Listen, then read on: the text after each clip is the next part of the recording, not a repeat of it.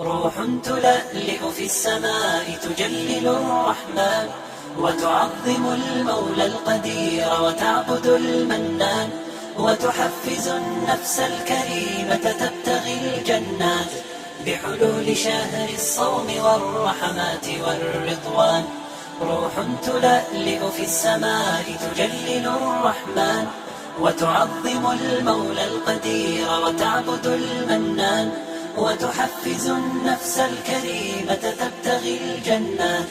بحلول شهر الصوم والرحمات والرضوان.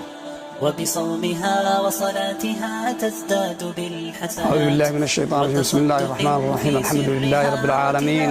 والصلاة والسلام على سيد المرسلين وعلى آله وصحابته والتابعين لهم بإحسان إلى يوم الدين. فإن أصدق الحديث كلام الله تعالى، وخير الهدي هدي محمد صلى الله عليه وسلم. ثم أما بعد، وحين إن شاء الله تعالى سوودني حلقاتك أنو كجاه الليني soomka iyo axkaamtiisa. waa fadhigii labaad weeye. fadhigan laba qodob oo kooban baynu insha allahu tacaala wax ka taaban doonaa. xukunka soomku uu leeyahay ayaynu insha allahu tacaala yar taaban doonaa. waxaynu ka hadlaynaa soomku maxaa uu ku sugnaadaa baynu insha allah wax ka sheegi doonaa. dhammaan dadka muslimiinta way ka qanacsan yihiin soomku inuu yahay rukni min arkaan alislaam, waajib ilaahay subxaanahu wa tacaala ummadda uu ku waajibiyey. waa ruknigii afraad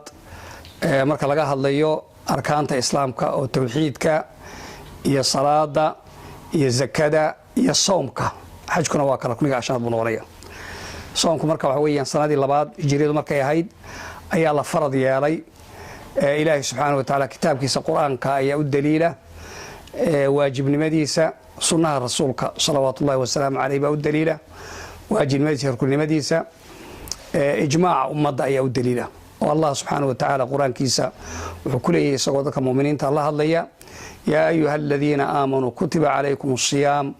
kamaa kutiba cala aladiina min qablikum lacalakum tattaquun. dadkii muminiinta ahaadow waxaa laydinku farad yeelay sawm baa laydinku farad yeelay sida dadkii idinku horreeyey baa loogu farad yeelay, iyadoo looga gol leeyahay inaad cabsataan oo ilaahay subxaanahu wa tacaala ka baqdaan. marka waa nas qur'aan ah oo in la farad yeelay alla subxaanahu wa tacaala uu ku qeexay. waxaa rasuulku inoo sheegay salawaatu ullahi wasalaamu caleyh saxaabiga xadiidkii dalxa ibn cubaydillaah. nin reer miyi ayaa u yimi oo weliba waxoogaa yar basaasan oo timihiisu aanay fidhnayn si u kala yar daadsan. markaasaa wuxuu ku yidhi: yaa rasuul allah, akhbirnii maadaa farada allaahu calaya min asalaa. waxaad ii sheegtaa rasuulka ilaahdow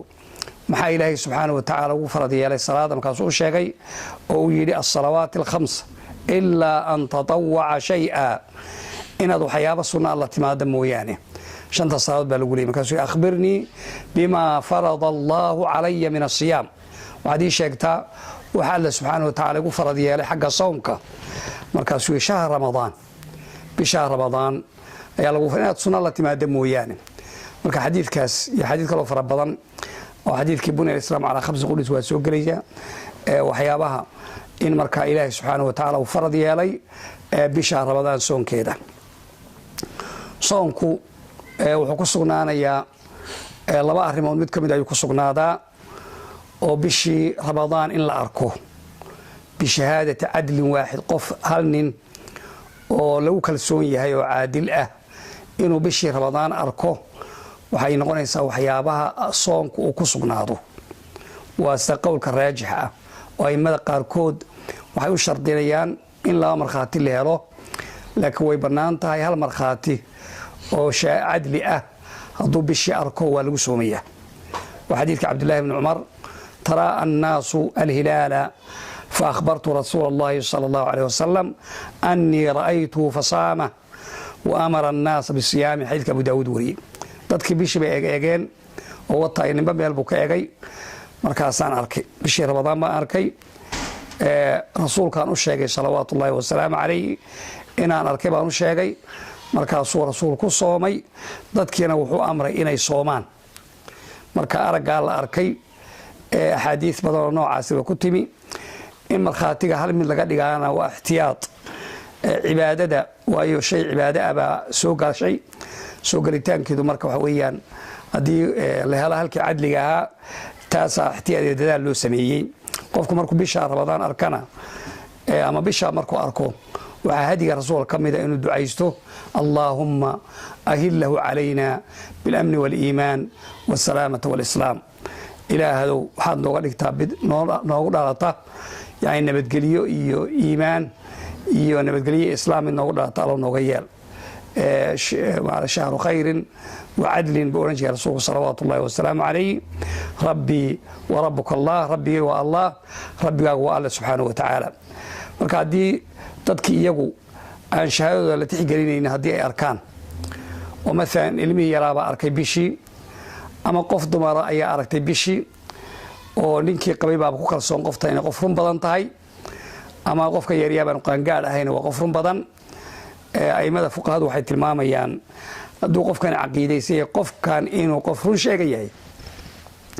marka qofkaas isaga waa ku soomi karaa hadduu caqiidaysto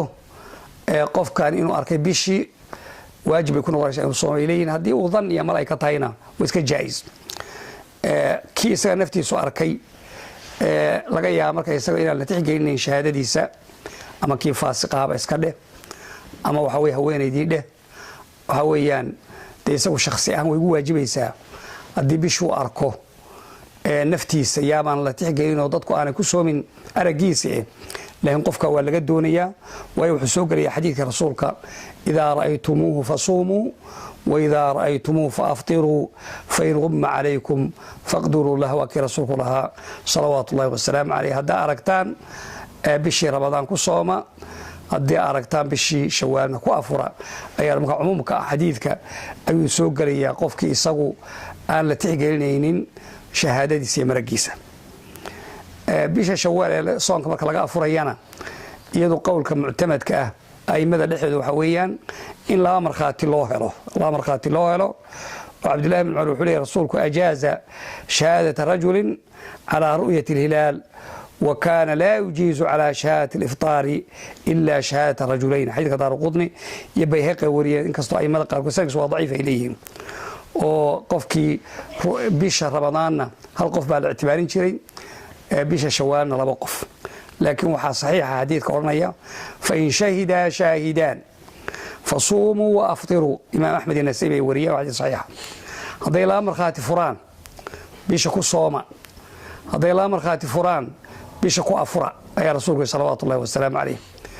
mafhuumka xadiidka marka haddii xagga soomka laga hadlayo mafhuumka laga fahmaya wuxuu yahay haddaan laba qof aanay arag inaan bishii lagu soomaynin laakiin adilada kale oo mantuuqa ayaa laga hormarinayaa xoog badan oo tilmaamaysa ama rasuulku uu ku afuray ku soomay ama dee waxa weeyaan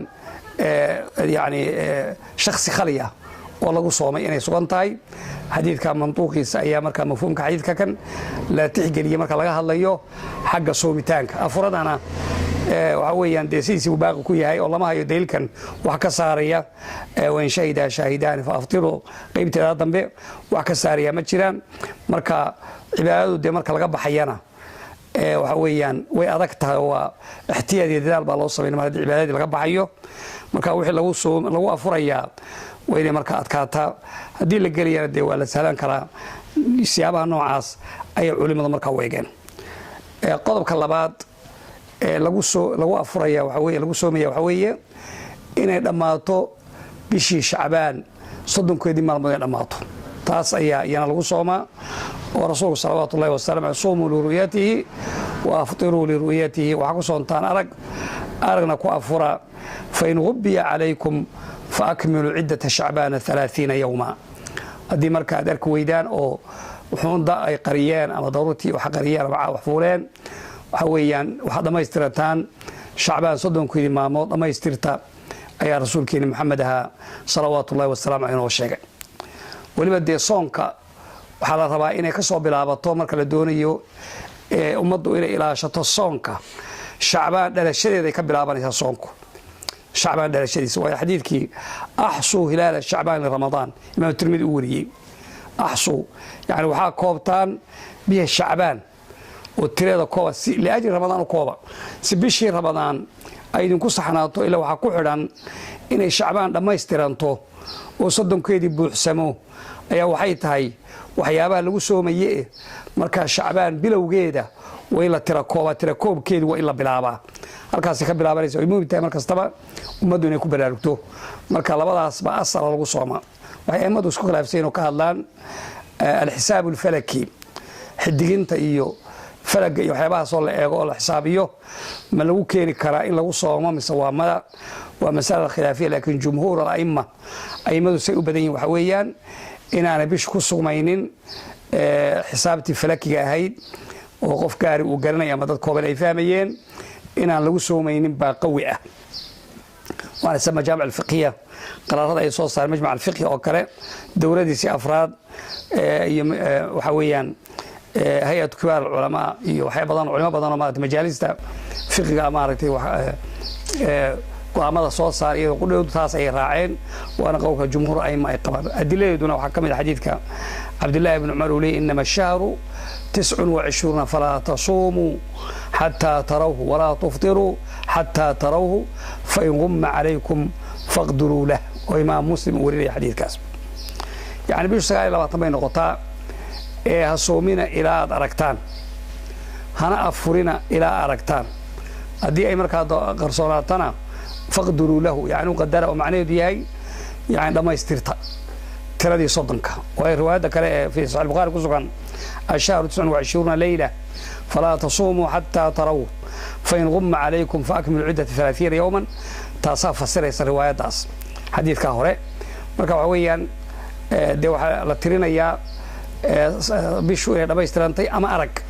ayay adilaas tilmaamaysaa oo lama odhan xisaabsada oo falaga tiriya cidima odhan innaa ummatun ummiya laa naktubu walaa naxsubu ashahra haakada walaa naxsubu ashahru haakada wahaakada ayuu rasuulku ummad ummiye ayaanu nahay oo ummaddii nabiga laga soo dhex saaray waxay ahaayeen dad aan aalaaba ku fiicnayn xagga wax akhriska iyo wax xisaabinta iyo qoraalka waxna ma xisaabino bishu waa sidaa oo macnuu yahay inuu 3 jeerna gacmihiisa saaray oo macnaa 30